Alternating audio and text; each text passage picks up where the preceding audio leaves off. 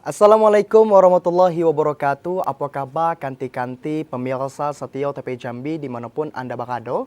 Rasanya senang nian nyodak kan yo. Karena kanti-kanti di rumah kau masih setia benala tertonggok di depan TV. Tentu untuk menyaksikan kami kau di Bekaba Jambi pada edisi Sabtu 27 April 2024. Benar nian tahu pi yo, saya ingat-ingat dulu tuh yo gitu. Sukanya lah kalau sebelum mulai itu ngasih pantun, menyanyi. Kali kau nak macam tuh? Kali kok sebenarnya saya lah nyiapi sesuatu untuk kanti-kanti dan juga Rani. Weh, apa tuh saya suka dah kejutan tuh. Cuman apa saya nak eko kanti-kanti dan Rani kok tutup mata dulu. Tutup mata dulu boleh? Tutup mata yo? Ya tutup mata. Oke udah. Ngapa pula tutup hidung? Tutup mata. Mana mata Rani? Mana mata Rani? Mana mata Jadi nyanyi. Alah, tutup mata. Tutup mata. Kanti-kanti juga tutup mata. Jadi dikit boleh lah ya. Jadi sesuatu itu ada di kantong baju saya. Okay. Saya ambil dulu ya. Oke, ngintip dikit. Oke. Siap. Baju katanya, baju bukan celana. Baju? Kok baju go? Oh iya betul. Ya, tutup mata dulu. Aku ganti-ganti. Udah boleh buka. 1, 2, 3. Asik. Apa tuh? Kok bukti tanda cinta kepada kanti-kanti yang ada di rumah yang selalu setia benala tertonggok di depan TV untuk menyaksikan Bekaba Jambi. Dan tentunya kau juga bentuk rasa sayang saya juga kepada Rani. Kalau saja nengok kau tadi kau nak kiroi awak nak ikut tak duit. Tangan apa tangan tua? Tangan tua. Jangan nak minta kepada saya kanti-kanti. Saya kok lagi kangkau benala kini kau jo. Apa tuh? Kantong kering. Weh, janganlah macam tu kaki tahu pula punya buntu mana tu kanti-kanti kan rencana nak boleh juga budak aku nak jadi mantu tak kalau tadi dah ngasih kau kan dengan punya buntu tadi tak jadi gagal-gagal tak tik duit gagal bukan saya nyebut ya. Nah jadi bergibah itu kan berkabar kasihlah dulu kabar untuk kanti-kanti jadi kita kasih kabar untuk kanti-kanti. Nah kabarnya terkait dengan hasil panen tak sesuai target karena diserang hama ule. Dan kanti-kanti antisipasi kahutlah lewat pemetaan daerah rawan. Nah selanjutnya kanti-kanti 1.500 masyarakat lo melakukan perekaman KTP elektronik. Nah kanti-kanti macam mana berita selengkapnya? Bersama saya Yogi Aprilianto. Dan saya Ken Utari Ikola Bekaba Jambi. Selengkapnya.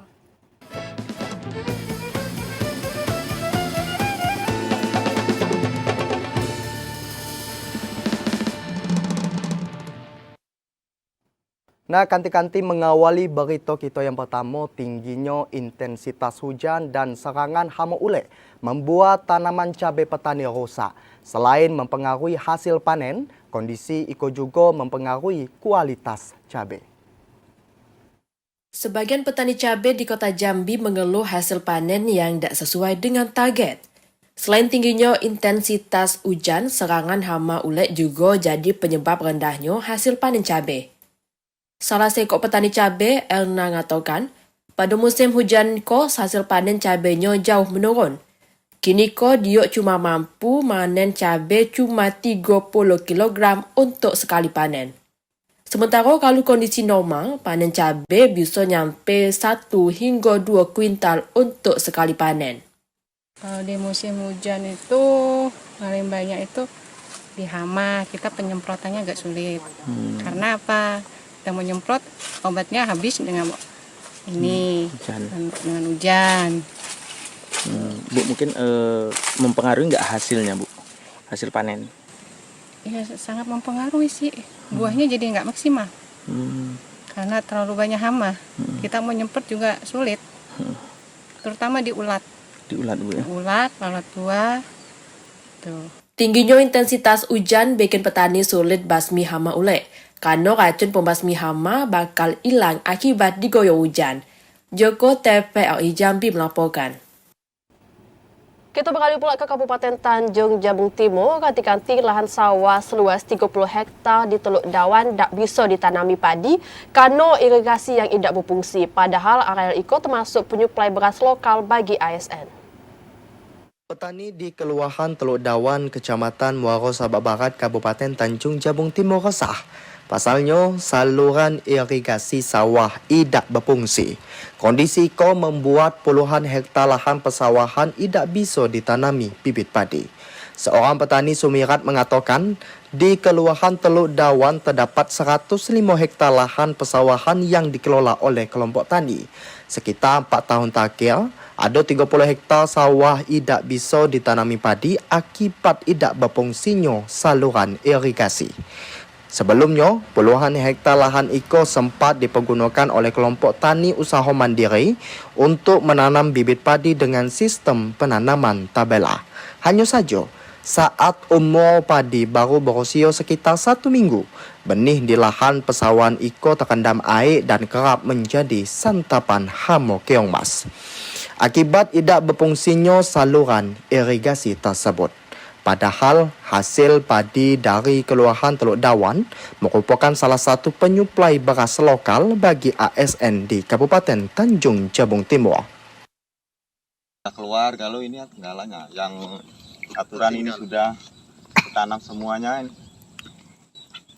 Jadi ada beberapa titik yang kosong jadinya Pak ya. Ya minimal ini berapa ini kurang lebih 30 hektar. 30 hektar ya. Ini dari beberapa kelompok tani juga Pak ya. Ini cuma satu kelompok Oh, ini satu kelompok aja 30 hektar. Satu kelompok 30 hektar lahan sawah yang tidak bisa dikelola lagi Pak ya.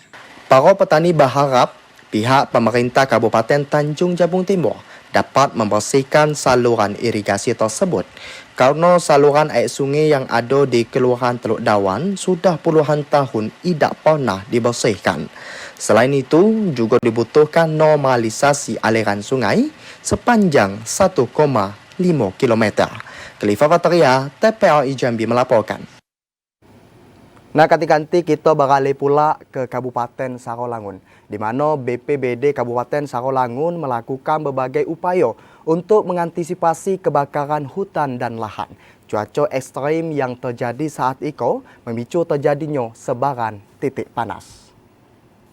Kepala Pelaksana BPBD Kabupaten Sarolangun Solahuddin Nopri mengatakan, meski kini tingkat kelembaban tanah, hutan dan lahan gambut masih basah, namun pihaknya tetap melakukan berbagai upaya untuk mengantisipasi dan nyegah terjadinya karhutlah. Selain intens melakukan komunikasi dengan instansi terkait, pemerintah Kabupaten Sarolangun juga melakukan pemetaan sejumlah wilayah yang jadi titik rawan kebakaran hutan dan lahan tahun 2024. Wilayah yang jadi titik rawan karhutlah diantaranya Kecamatan Sarolangun, Pau, Mandiangin, Mandiangin Timur, Baten 8 dan Batang Asai yang merupakan wilayah yang terparah terjadinya karhutlah pada tahun 2023. Ini cuacanya kan tidak bisa kita perkirakan sekarang. Dulu kita kemarau di bulan September, ya kan? Biasanya September itu hujan. Nanti per 3 bulan itu ada laporan dari BMKG. Itulah siklusnya gitu. Ya, kalau untuk sekarang kita masih himbau waspada banjir. Kemarau ini belum masuk. Musim kemarau artinya kita Maret sampai Agustus itu kan musimnya panas. Nanti puncaknya di setelah Agustus. Solahuddin Nopri minta seluruh pihak selalu waspada dengan meningkati kesiapsiagaan dalam menyegah terjadi titik panas yang berpotensi menyebab karhutlah pas peralihan musim. Edi Kusnadi, TVRI Jambi melaporkan. Nah, kanti-kanti jangan nak melalababo dulu karena kami akan balik hadir dengan sejumlah informasi penting dan menarik lainnya. Di antaranya calon kepala daerah perseorangan harus dapat dukungan 10%.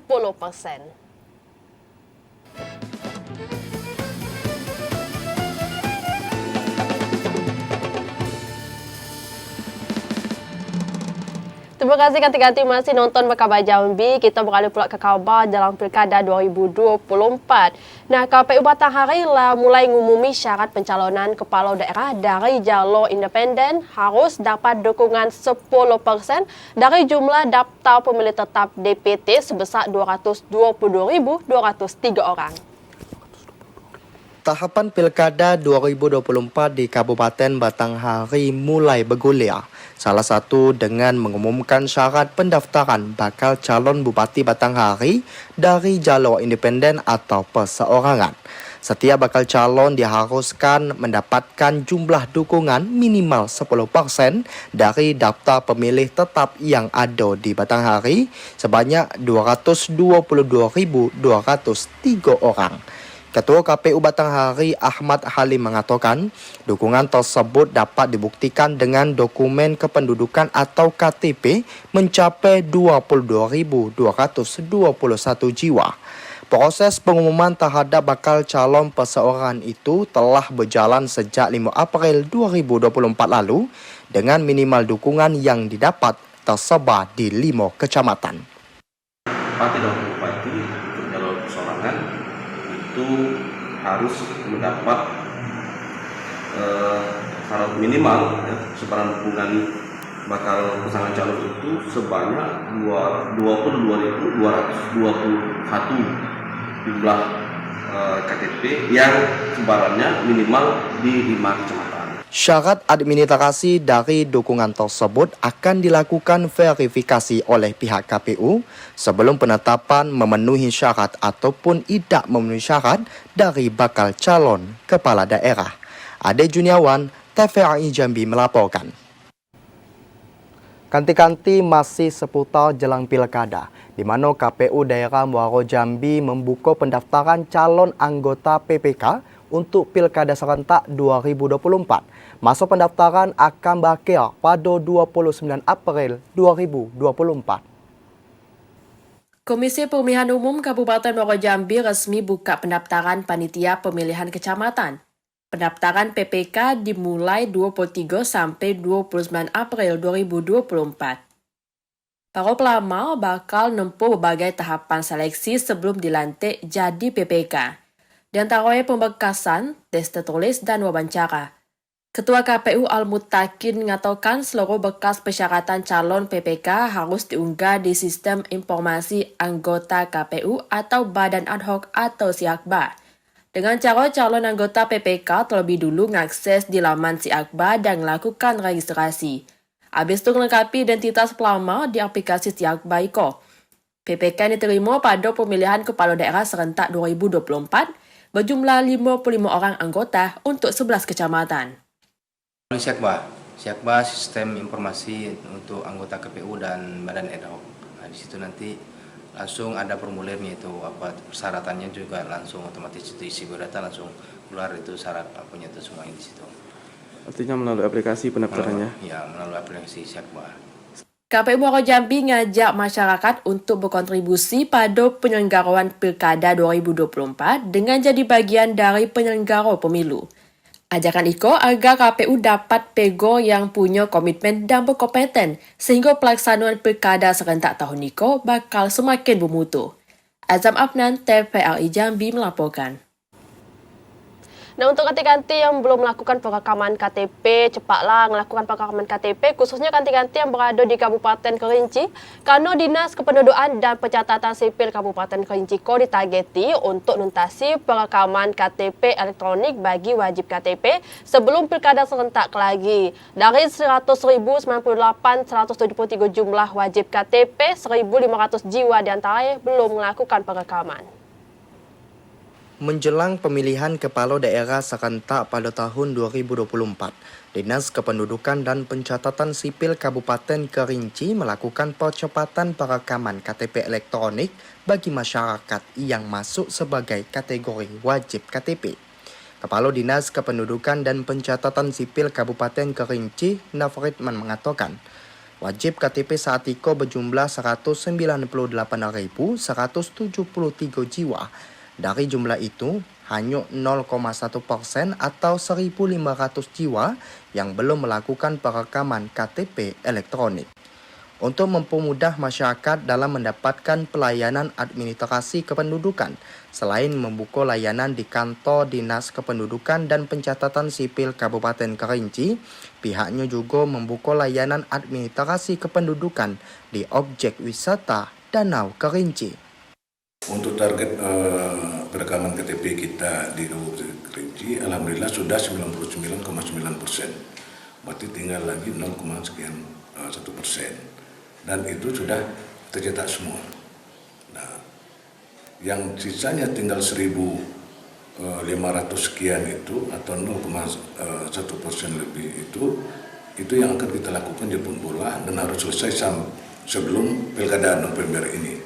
Itu tersebar di 18 kecamatan. Nafakitman mengimbau masyarakat yang berusia di atas 17 tahun dan belum memiliki dokumen kependudukan untuk melakukan perekaman KTP elektronik agar dapat menggunakan hak suaranya pada pilkada serentak mendatang.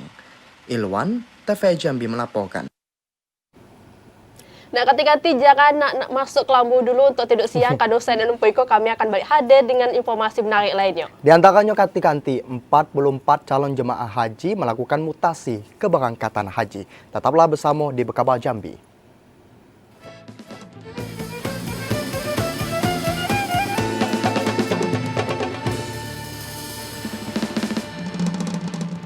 Terima kasih banyak kanti-kanti masih setia tertonggok di depan TV untuk menyaksikan kami di Bekabar Jambi. Berita selanjutnya yakni 44 calon jemaah haji melakukan mutasi keluar dan masuk ke Provinsi Jambi.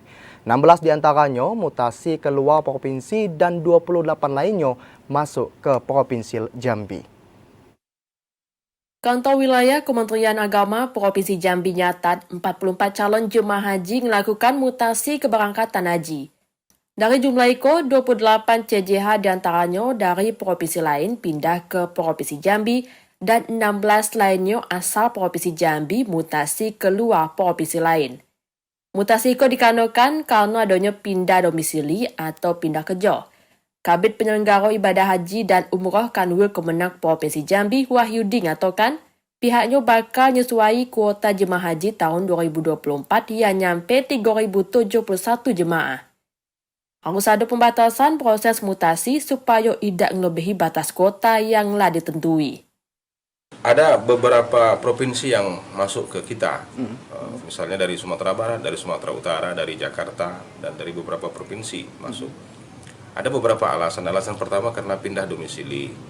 Pindah domisili yang mereka daftar di provinsi lain, kemudian mereka ditugaskan di tempat kerja di Provinsi Jambi. Nah, itu mereka melakukan proses pelunasan di tempat pendaftaran dan kemudian mereka mengajukan mutasi pindah ke Jambi. Alasan yang kedua adalah penggabungan dengan keluarga. Mereka dulu melunasi di tempat lain, kemudian keluarganya pindah ke sini, ya bisa. Jadi banyak alasan yang disampaikan, tetapi kan itu punya persyaratan. Tak cuma melakukan pelunasan biaya perjalanan haji, CJH yang melakukan mutasi juga haruslah memenuhi syarat-syarat perjalanan haji lainnya. Joko TVRI Jambi melaporkan. Pemerintah Provinsi Jambi kini lagi merancang skema penandatanganan Fakta Integritas untuk seluruh sopir angkutan batubara. Penandatanganan perjanjian itu kanti-kanti diberlakui untuk disiplini para sopir dalam upaya maksimali tata kelola distribusi batubara, khususnya untuk jalur sungai. Pemerintah Provinsi Jambi tengah merancang skema penandatanganan fakta integritas bagi seluruh sopir angkutan batubara. Pelaksana tugas Asisten 2 Setda Provinsi Jambi Johan Syah mengatakan, penandatanganan fakta integritas akan diberlakukan sebelum memutuskan membuka kembali angkutan batubara untuk melintasi jalanan umum pasca Lebaran. Penandatanganan perjanjian itu diberlakukan untuk mendisiplinkan para sopir dalam upaya memaksimalkan tata kelola distribusi batubara, khususnya untuk jalur sungai. Fakta integritas itu akan mengatur tentang sanksi bagi sopir yang melanggar perjanjian. Skema penguatan pengawasan melalui perjanjian yang berkekuatan hukum akan dilakukan pemerintah agar distribusi batubara tidak lagi menyebabkan kemacetan lalu lintas. Pemerintah Provinsi Jambi akan membuka masukan maupun saran dari seluruh pihak sebelum memutuskan untuk kembali membuka aktivitas angkutan batubara melalui jalan umum. Kita minta nanti kita sosialisasi ke supir lah ya. Karena dari pengusaha kayaknya sudah mulai mengikuti ya. Nah, kadang-kadang supir ini informasi sosialisasi dari pemerintah ini perlu kami minta ini untuk dilakukan sosialisasi dan mereka harus menaikkan integritas gitu loh. Jangan mereka sudah diatur, mereka salib, gitu kan jadi persoalan selama ini. Pembukuan kembali aktivitas angkutan batu bara pasca lebaran akan diputuskan pemerintah Provinsi Jambi setelah melakukan rapat bersama, termasuk para kepala daerah yang dilintasi angkutan batu bara. Randy Alta, TP Jambi melaporkan. Kanti-kanti bekas perkara dan tersangka kasus pengusahaan kantor gubernur dilimpah ke Jaksa Penuntut Umum Kejati Jambi. Penyerahan bekas perkara itu guna mempercepat proses persidangan kasus tersebut. Bekas perkara kasus pengusahaan sejumlah fasilitas kantor Gubernur Jambi dilimpah ke Jaksa Penuntut Umum Kejati Jambi. Penyerahan bekas perkara itu guna mempercepat proses persidangan dari kasus perkara tersebut. Kasipenkum Kejati Jambi Leksi Fatarani mengatakan bekas dan seorang tersangka bernama Sasi Kusoro, seorang tersangka perusahaan kantor gubernur lah dilimpah ke Kejati Jambi. Jaksa Penuntut Umum bakal nyiapi bekas perkara itu sebelum diserai ke Pengadilan Negeri Jambi untuk jalani proses persidangan. Kini tersangka lah di-TTP sementara di Lapas Kelas 2 Jambi. Kejaksaan Tinggi Jambi telah menerima tersangka dan barang bukti atau tahap 2 untuk satu tersangka yaitu Sasi Kusworo bin Suhemi. Dalam perkara ini tersangka Sasi Kusworo diduga melanggar pasal 170 ayat 1 ke 1 KUH pidana yang diancam 5 tahun 6 bulan, di mana si tersangka Sasi Kusworo ini dengan sengaja dan terang-terangan bersama-sama menggunakan kekerasan terhadap orang ataupun barang yang saat itu telah melakukan kerusuhan dan pengerusakan kantor Gubernur Jambi. Sebelumnya puluhan sopir batubara gelar unjuk rasa di depan kantor gubernur. Orang minta adanya kebijakan pemerintah untuk buka lagi tambang batubara dan bisa lagi beraktivitas kayak biasanya. Namun aksi itu berujung anarkis hingga mengakibatkan sejumlah fasilitas kantor Gubernur Jambi rusak akibat dilempari batu oleh para pengunjuk rasa. Aisyah, TVRI Jambi melaporkan. Nah, ketika tidak terasa 30 menit, saya dan Yogi lah ngawani kanti-kanti dalam program Kabar Jambi. Sampai jumpa minggu depan lagi. Betul, benar. Nah, terima kasih atas perhatian dan kebersamaannya. Saya Khairani Utari. Dan saya Yogi Aprilianto bersama kerabat kerja yang bertugas pamit undur diri. Wassalamualaikum warahmatullahi wabarakatuh dan sampai jumpa.